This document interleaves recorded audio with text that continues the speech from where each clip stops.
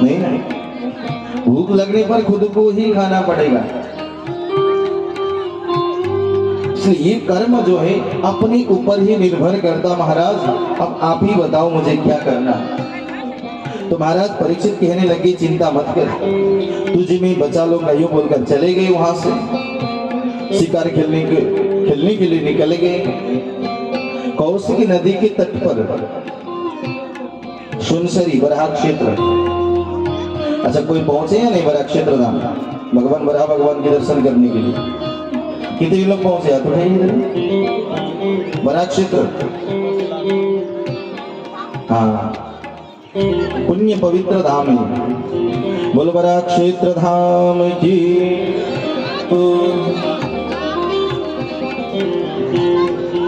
बराह क्षेत्र धाम में अगर हम एक बार भी पहुंच गए ना तो कहा कौशिकी दोनों संगम में स्नान करके ही लौटना। अगर स्नान कर नहीं पाए तो वहां का जल थोड़ा सा भी अपने सिर के ऊपर छिड़कना, क्योंकि सारे कलमश पाप दूर हो जाते हैं। एक बूंद जल अगर शरीर में गिर गई तो समझ लो सारे कष्ट और दुख पीड़ा से आप निवृत्त हो गए। लेकिन हाँ एक बात याद कर रखना, मन को शुद्ध रखना पड़ेगा। अगर मन के अंदर आपके हजारों विचार हैं, कुविचार हैं, तर्क कुतर्क वितर्क आप कर रहे हो तो लाखों रुपया खर्च करके पूजा कर लो, दान कर लो, उससे आपको कोई फल मिलने वाला नहीं। मन एव मनुष्याणाम कारणम बंध मोक्षयो। मन ही मनुष्य का कारण है बंधन और मोक्ष दोनों के लिए। आपको बंधन मन ही करेगा और मोक्ष भी आपका मन ही करेगा, और कोई नहीं है आपको मोक्ष और बंधन करने वाला। तो महाराज परीक्षित कौशिकी नदी के तट पर चले गए शिकार खेलने के लिए। इधर उधर भटक रहे थे और जाके एक हरिणी मिला, उसे बाण प्रहार किया महाराज परीक्षित ने। बाण लगने पर घायल तो बन गया लेकिन वो दौड़ के और चला गया। महाराज अकेले उसके पीछे पीछे भागे। जब भागे तो उन्हें प्यास बहुत लगी, गला सूख गया, कहीं कुछ है ही नहीं, अब क्या करूं? तो जाके जब आगे बढ़ रहे थे तो उसी समय एक छोटी सी कुटिया मिल गई। आश्रम में पहुंच गए। महाराज समीक तपस्या कर रहे थे, जाके बोले महाराज ब्राह्मण देवता मुझे पानी पिला दो। मैं महाराज परीक्षित आपके आश्रम पर आया हूं, तो एक गिलास एक लोटा जल दे दो पीने के लिए, घाटी सूख रही है। अब तपस्या में बैठे हुए संत हैं, कौन आया कौन गया क्या मालूम। हम लोगों की मन तो लगती नहीं भगवान की पूजा में है। 2 मिनट बैठ गए तो पैरों में दर्द है, घुटनों में दर्द है, कमर में दर्द,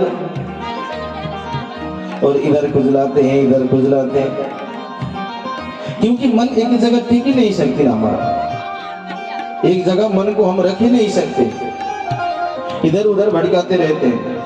यहाँ बैठ के पीछे कहीं आवाज आ गई तो सिर मुड़ गया, कोई चिल्लाने लगे तो फिर सिर मुड़ गया। मन को सबसे पहले कंट्रोल कर लो, उसके बाद ही भगवान का भजन करो। जब तक मन बस में नहीं है तब तक आप कोई भी भजन कर लो, भगवान का पूजन कर लो या चिंतन कर लो, आपको सफलता मिलने वाली नहीं। मन को बस में कर लो, क्योंकि मन ही है ऐसा जो आपको चारों तरफ से सफलता दिलाने के लिए आगे बढ़ रहा है, और आपको पीछे धकेलने के लिए भी यही है। आपको आलस्य बना देगा ये मन, आपको फुर्ती दिलाने में नंबर 1 है आपका ये मन। अगर एक दिन आलस्य लग गए जीवन में तो समझ लो कल भी आलस्य ही आलस्य। पढ़ने की बात तो छोड़ो, उठने की बात भी कोई नहीं करता। आज 6 बजे से पहले उठे कोई सुबह? जब हम उठे थे तो 6:30 हो गया। आज देखा तो इतना अंधकार, कोहरा लगा हुआ था चारों तरफ। और फिर बाहर आके देखते हैं ठंड पड़ी हुई है, अंदर जाके देखते हैं रजाई खींच रहा, आजा बेटा सो जा आजा।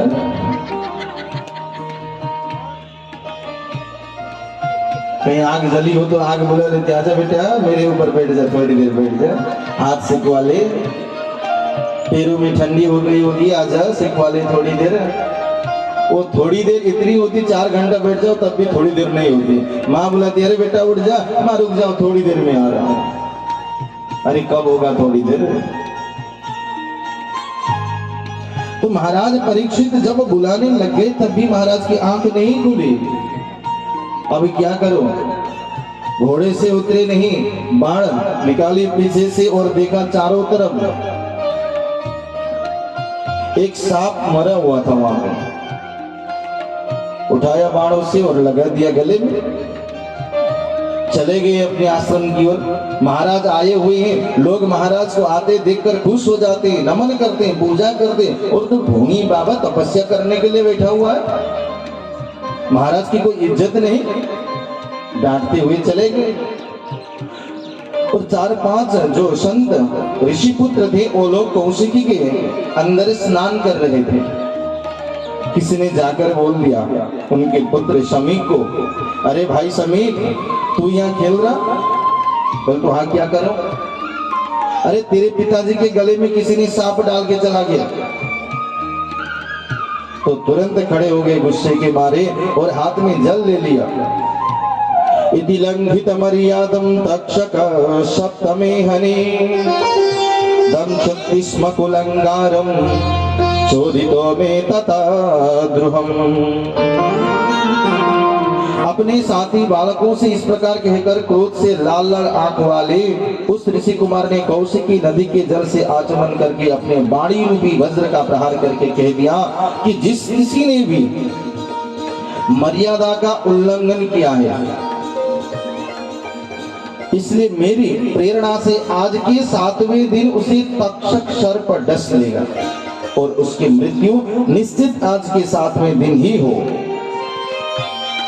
कौशिक्या से उपस्पृश्य वाग वज्रम विससर्जः, वाग वज्र प्रहार किया उन्होंने और तुरंत दौड़कर जाते हुए अपने पिता की गोद में बैठ गए। जब पिता की गोद में बैठकर रोने लग गए तब महाराज शमीक ऋषि की आंख खुल गई। उन्होंने देखा, अरे बेटा रो क्यों रहा है, क्या हुआ, किसी ने मार दिया क्या? बेटा कहता ना पिताजी। तो फिर आपके गले में सांप। जब महाराज ने देखा ऐसे मुड़ के तो सांप तो बेटा मरा हुआ है, क्या करेगा मरा हुआ सांप? तू बोल वत्सा कस्मात धीरोधि से रो क्यों रहा है, इसलिए बोल। तो बेटा कहता पिताजी आपके गले में सांप को देखकर मैं रो रहा हूं। और हाँ, जिस किसी ने भी मर्यादा का उल्लंघन करके आपके गले में सांप डाल दिया है ना, उसे मैंने श्राप दे दिया, आज के 7वें दिन वो मर जाएगा। तो महाराज शमीक कहते हैं बेटा तूने ये क्या कर दिया? बोले वो कौन थे तुझे मालूम है? बोले ना तूने देखा नहीं? धर्मपालो नरपति शत्रु सम्राट बृहत्सभा साक्षर महाभागवतो राजर्षि में धया। धर्म का पालन करने वाले साक्षात नरपति, प्राणियों की संपूर्ण प्राणियों के पति भगवान महाराज परीक्षित आए हुए थे। अरे वो ऐसे वैसे राजा नहीं बेटा, साक्षात महाभागवतो, भगवान की भक्त, साधु संतों का सम्मान करने वाले। तूने आज ऐसे महाराज परीक्षित को श्राप दे दिया। भगवान अपापेषु स्वभृतेषु बालेना पक्वबुद्धिना पापं कृतं तद् भगवान् सर्वात्मा क्षन्तुमर्हति। प्रभु ये छोटा सा बच्चा है मेरा, इसने जानबूझकर नहीं, अज्ञान में अनजान में ही महाराज परीक्षित को श्राप दे दिया। इसे बचा लीजिए भगवान। अब क्या करे ब्राह्मणों का वचन, अगर ब्राह्मण पहले पहले के ब्राह्मण होते थे ना, तो अगर किसी को फूंक मार दे तो वहीं पे मर जाता था। आजकल देखिए कलयुग ऐसा आ गया, अगर ब्राह्मण खड़े होकर फूंक मारते हैं ना, तो मुंह से कौन सी बदबू आती पता नहीं चलता। ब्राह्मण ब्रह्म कर्म करने वाले नहीं बने आजकल, बस केवल हाँ जातियों की हम ब्राह्मण है यूं कहने लगे लोग, और कहते तो क्षत्रिय है, तो वैश्य है, तो शूद्र है। भगवान कहते ना, ब्राह्मणो से मुखमासिद बाहु राजन्य कृत पूर्व वैश्य पदभ्या गुंशूद्रो अजायत। भगवान के मुंह से ब्राह्मण की उत्पत्ति हुई है, इसलिए वेद भगवान कहते ब्राह्मणों से मुखमा, भगवान का मुख जो है वो ब्राह्मण है, इसलिए शास्त्र ने ब्राह्मण को देवता कहा। ब्रह्म कर्म करने वाले जो होते हैं ना वो ब्राह्मण है। और क्षत्रिय बाहुबल, हम कहते हैं ये क्षेत्र है, इस क्षेत्र है, क्षेत्रफल कहते हैं ना भूमि को, उस भूमि को रक्षा करने वाला, उस क्षेत्र को रक्षा करने वाला, उसे कहते हैं क्षत्रिय। उरु तद्वैश्य, और वैश्य का काम क्या है? फिर यूं मत समझ लेना पंडित जी भी जाति की कथा कह रहे ना, मैं तो भगवान के शरीर की उत्पत्ति की वर्णन कर रहा हूं इस समय। भगवान खुद कहते जातियों में कुछ नहीं, ये तो केवल अपने शरीर के ऊपर ही है सब कुछ। अपने शरीर के ऊपर ही देख लो, सब कुछ यही मिलेगा। घाटी से ऊपर, गले से ऊपर ब्राह्मण, और पेट से ऊपर गले से नीचे जो क्षत्र यानी कि हाथ है, बाहु सिद्ध बाहु राजन्य, वेद भगवान कहते इस हाथ का नाम है, क्षेत्रों का रक्षा करता है ना ये, इसलिए क्षत्रिय। उरु तद्वैश्य, उरु का मतलब है पेट। वैश्यों का काम क्या है? धन जमा कर ले, धन कमा ले, एकत्रित कर ले। तो हमारे पेट ने आज तक बताओ कितने ट्रक डाल रखे इसमें चावल, रोटी कितनी डाली होगी, हिसाब है किसी को? और जातियों में तुम वैश्य कहते हो ना, ये है वैश्य पेट। घर में 2 रुपया अगर सब्जी चावल कुछ मसाला ले आए तो हिसाब लिख लेते हैं, खाया हुआ हिसाब कौन लिख रहा? थोड़ी देर पहले खाई हुई थी 4-5 रोटी, हिसाब किसने दिया? यह हिसाब किसी के पास नहीं ना। तो वैश्यों का काम है धन एकत्रित करके रख ले, यानी कि ये हमारा पेट है क्या? वैश्य। पदभ्या गुंशूद्रो अजायत, शूद्र किसे कहते? पैरों को। और शूद्रों का काम क्या है? पैरों का काम क्या है? अगर कोई गिर गया हो तो दौड़कर जाके उठे सेवा कर ले। कुर्सी में हिला के मत बैठना, हम तो महाराज है, मालिक है, अरे नौकर तो काम कर ले, यूं मत कहना। कहीं किसी को दुख हो तो दौड़ के चले जाओ, चाहे आप डॉक्टर हो, प्रोफेसर हो, इंजीनियर हो, पायलट हो, चाहे जो भी हो, चाहे आपसे नीचे वाला व्यक्ति हो, आपके घर में काम करने वाला हो, चाहे आपसे ऊपर बैठने वाला क्यों ना हो, उसको जाके सहायता कर लो, उसकी मदद कर लो। ये काम है पैरों का। अगर पैर नहीं होते तो आंख से देख रहा, आप हमारे जितने शरीर में अंग है ना, ये अंग ही हमें ज्ञान देते हैं। आपके बंधु बांधव, आपके सगे संबंधी जितने आपको साथ नहीं देते हैं ना, बिना देखे, एक दूसरे को बिना देखे आज तक आपको साथ दे रखे अपने अंगों ने, शरीर के जितने भी अंग हैं। अब मुझे ये बताइए आप लोग, इस आंख ने, इस आंख को आज तक कभी देखा है क्या? देखा है? आईने में देखना पड़ता है ना, सोच लो, देखो। इस आंख ने इस आंख को आज तक कभी देखा ही नहीं। अगर रोते हैं तो साथ में रोते हैं, सोते हैं तो साथ में सोते हैं, और जगते हैं तो साथ में जगते हैं। संबंध ऐसी होनी चाहिए, एक साथ चलने वाली संबंध आपकी आंखों में, आंखें कह रही है, अगर साथ देना हो तो इसकी तरह दो। और शरीर के अंग देख लो, अगर आंखों में आंसू आ गए तो हाथ दौड़ के ऊपर चला जाता है आंसू पोंछने के लिए, चाहे अपने आप कोई आए या ना आए, आपके हाथ खुद चले जाते हैं। शरीर में कहीं भी दर्द हो आपको तो आंखों से आंसू निकलने लग जाते हैं। ये है प्रेम, इसे कहते निस्वार्थ प्रेम। आजकल के लोग तो कहते हैं हाँ प्रेम करते हैं हम, उससे इससे करते हैं, और कहते प्रेम अंधा हो जाता। प्रेम कहां पे अंधा है? किसके लिए प्रेम अंधा है मालूम है क्या? अपनी माँ के लिए, अपने बेटी और बेटी इनके लिए प्रेम अंधा है। प्रेमी और प्रेमिकाओं के लिए नहीं, वो तो देखने के बाद ही प्रेम कर बैठे ना। अपनी माँ ने, विचार कर लो, माँ ने जब हमें अपने पेट में रखा हुआ था तो बेटा छोटा है या बड़ा है उसकी आंखें कैसी देखी थी क्या माँ ने? कभी नहीं देखी ना। तब भी हमसे प्रेम कर बैठी हो बिना देखे ही, हाँ मेरा बेटा या मेरी बेटी है मेरे पेट में। उस माँ के लिए प्रेम अंधा है। प्रेमी प्रेमिकाओं के लिए, पति पत्नियों के लिए नहीं। पति पत्नी प्रेमी प्रेमिका तो केवल एक दूसरे को देखने के बाद, उसके व्यवहार जांचने के बाद, पढ़ाई को जांचने के बाद तभी जाकर शादी कर बैठे। आंख मूंद के आज तक किसी ने शादी की? शादी की तो केवल एक ही औरत थी, वो थी गांधारी। गांधारी जब शादी में बैठी हुई थी मंडप में तो सारे लोग कहने लगे अरे तुम्हारे पति आंख देखते ही नहीं, तो इनसे शादी कर लेगी? गांधारी बोली हाँ।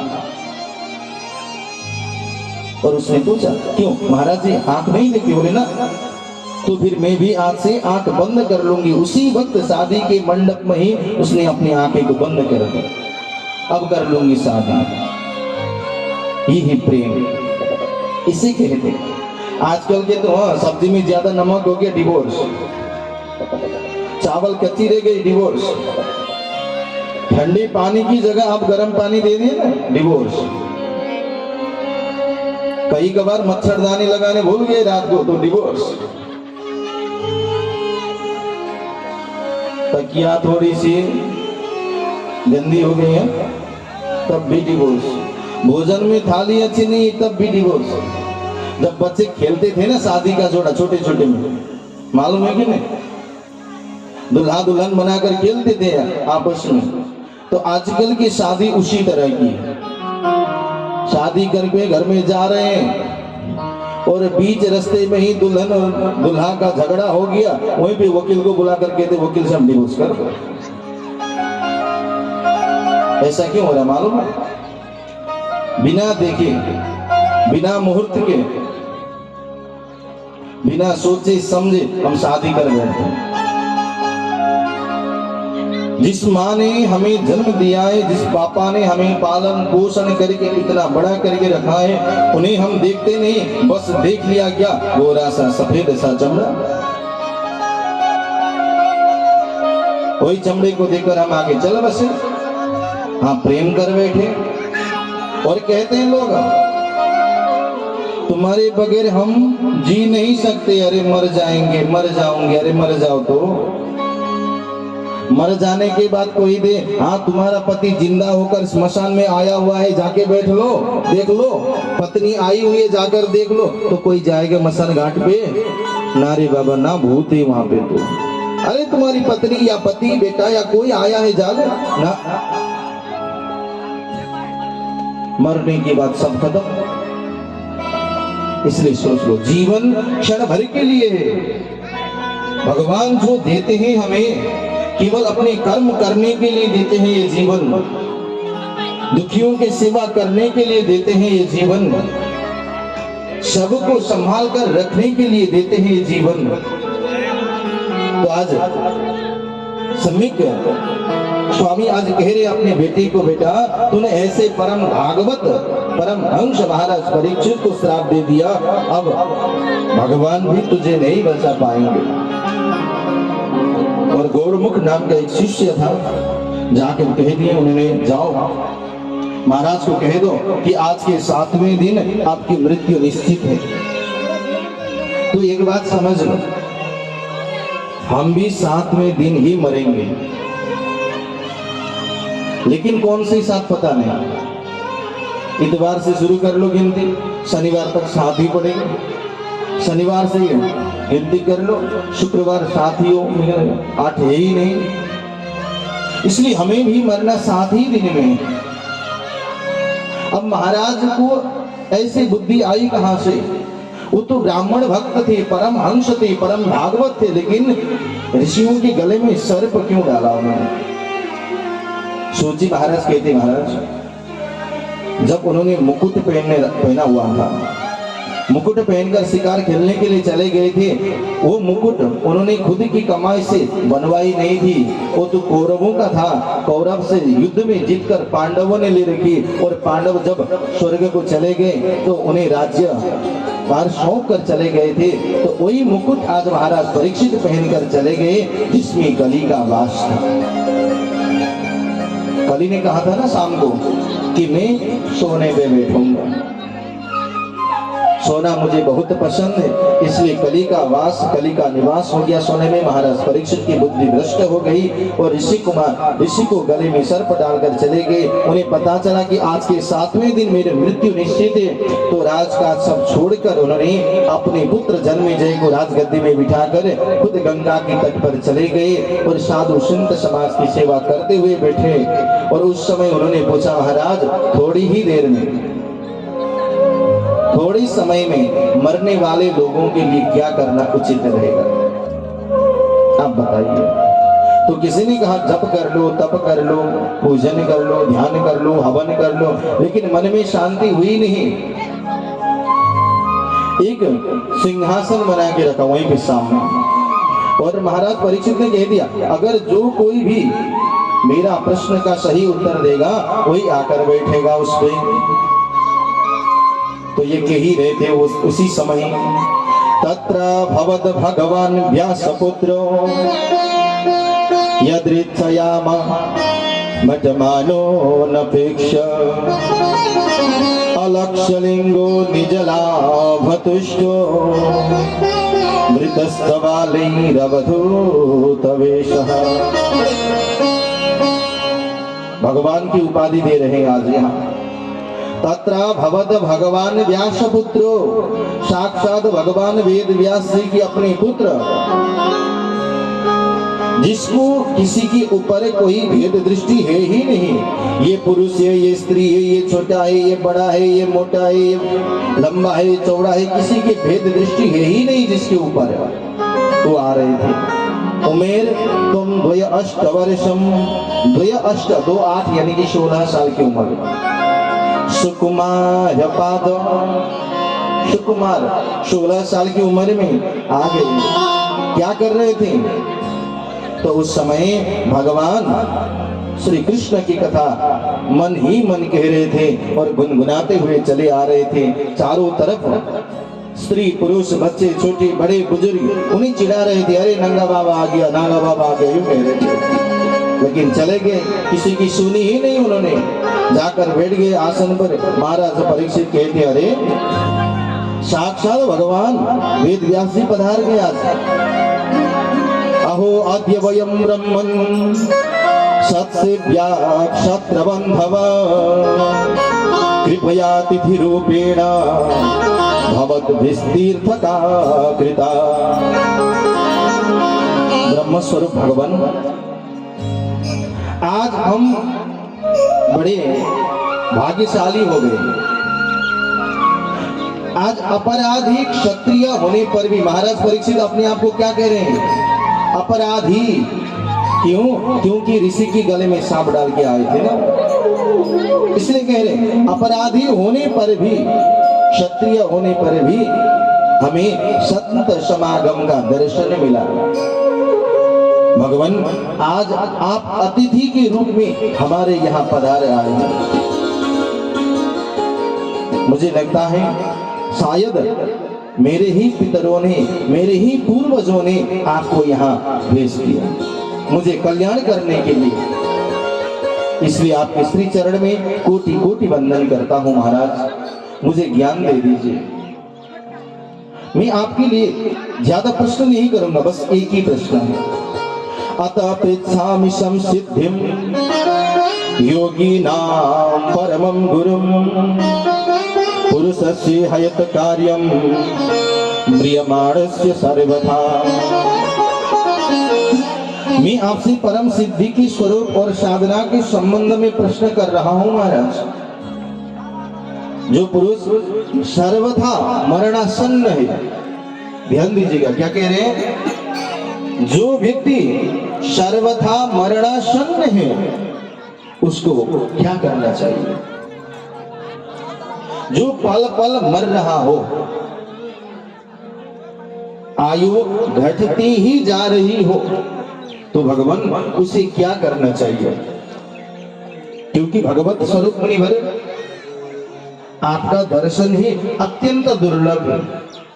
हम जैसे महाराजों को, हम जैसे गृहस्थियों को आप दर्शन नहीं देते, लेकिन आज मेरा बड़ा भाग्य का उदय हुआ है जो आपका दर्शन मुझे मिला प्रभु।